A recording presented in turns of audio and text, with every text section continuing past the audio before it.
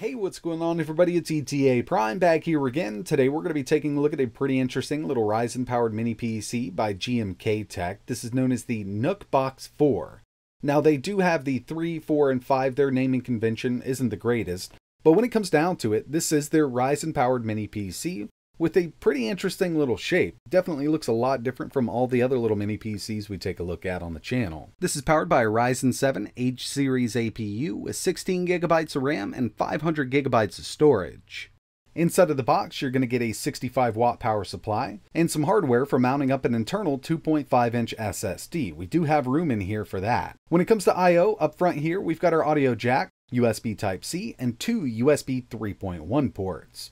Not much going on around the sides, but over on the right hand side we do have a micro SD card slot. And moving around back, we've got our power in, dual HDMI 2.0 ports, 2 more USB 3.1 ports, and a gigabit Ethernet port.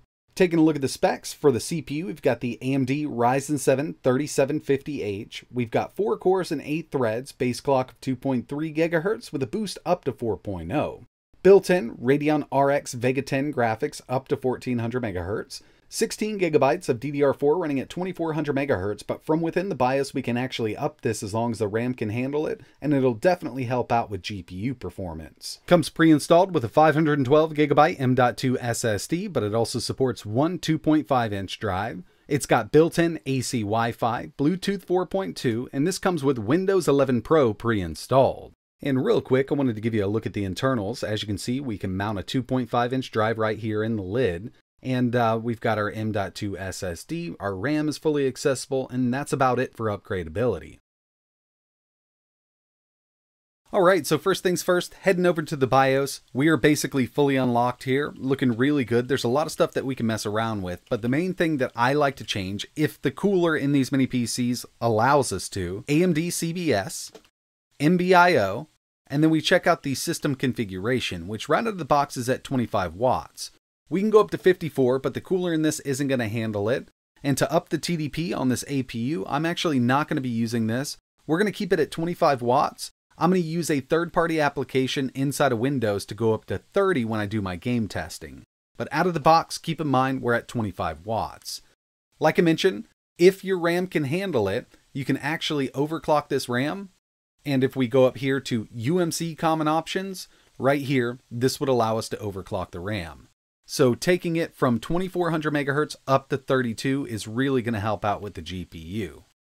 But that's about it for the settings I'm using in the BIOS, so let's go ahead and move over to Windows 11 now. Alright, so moving over to Windows 11, everything's been really snappy, and I kind of expected it to be on the 3750H. This does make a really good CPU for an everyday desktop. Now we saw that this is set at 25 watts, and I think the cooling system is going to be kind of maxed out at 35.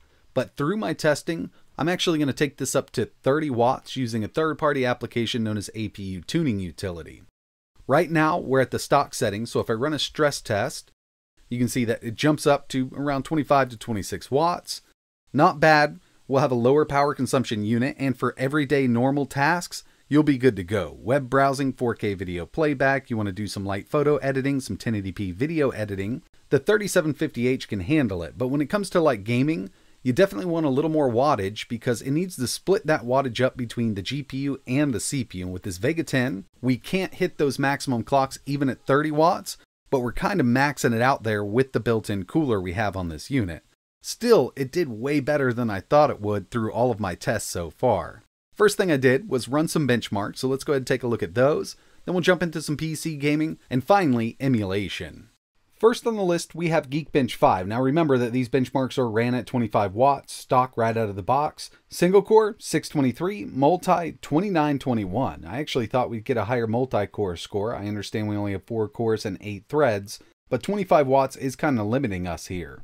Moving over to 3D Mark Night Raid, we got a total score of 9,088. And finally, Firestrike with a 2,560. So the scores here aren't looking super impressive, but let's see how it really handles gaming. We're going to start off light here with the Art of Rally. So here it is at 1080p low, and going into this I just set it to low, but we're getting an average of around 87. I think we could take this up to high, turn VSync on, and have a really good time with this game. But you know, I've played this on lower end systems at 720p, and it's still really fun.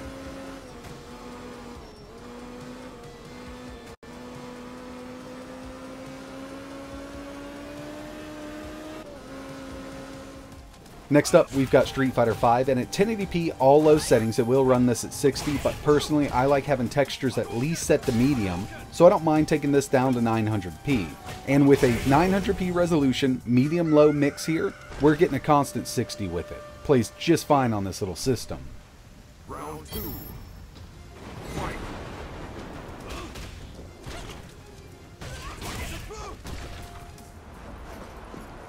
Moving over to something a little heavier duty, Cyberpunk 2077. Now with FSR, these APUs do a really good job, even the lower end ones.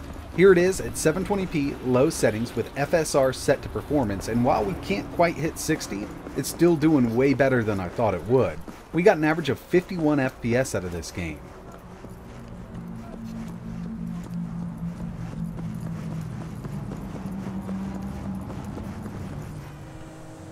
Moving over to GTA 5, here we have it at 900p normal settings, just a little too heavy duty at 1080p, and even at 900p normal settings, we're still getting some dips under 60. Definitely trying its hardest, and you know, I've noticed with the newest updates for this game and the Radeon drivers for these Radeon Vega APUs, this has been performing quite well on these lower end chips.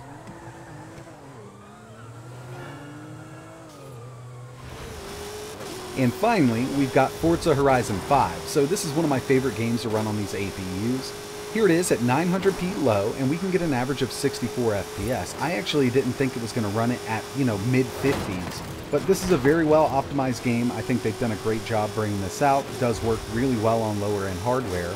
And with this, just like everything else I showed off, turning VSync on and locking these games at 60 is definitely the way to go on these APUs.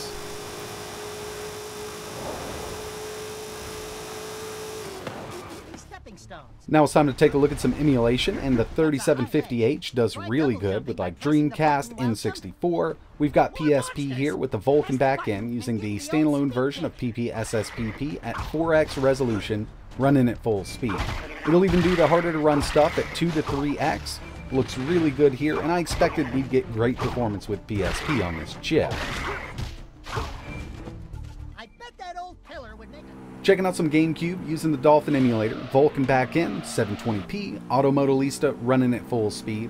I also tested one of my favorite Wii games to test. It runs at 720p using that Vulkan backend. I swapped between DirectX 11 and Vulkan, didn't notice a difference there, so it's really up to you, whichever backend you want to use.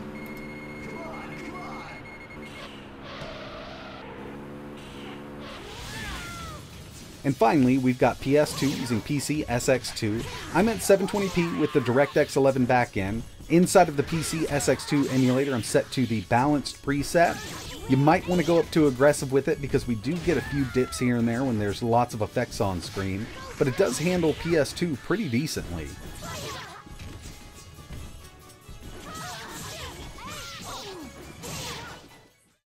With these mini PCs, sometimes you do have to keep an eye on CPU temps, and throughout my test I always have it logging in the background.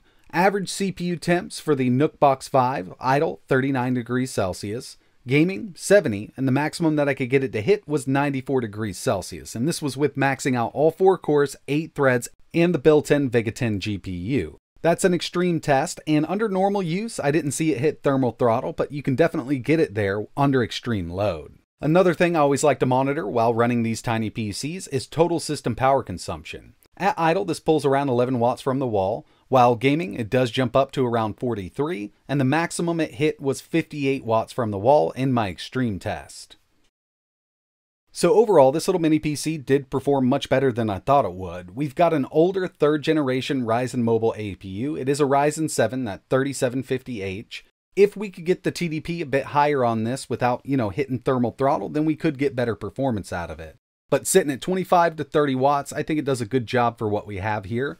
I wouldn't go out and buy this specifically for gaming or high-end emulation, but if you're looking for a secondary mini PC for web browsing, email checking, some light photo editing, some light video editing, 4K video playback, then this will handle everything you need. It's got Windows 10 installed, 16 gigs of RAM, and for what it is, it does a pretty good job. But that's going to wrap it up for this video. Really appreciate you watching. If you're interested in learning more about the NucBox 4, I will leave a couple links in the description. If you have any questions, or if you want to see anything else running on this 3750H mini PC, let me know in the comments below.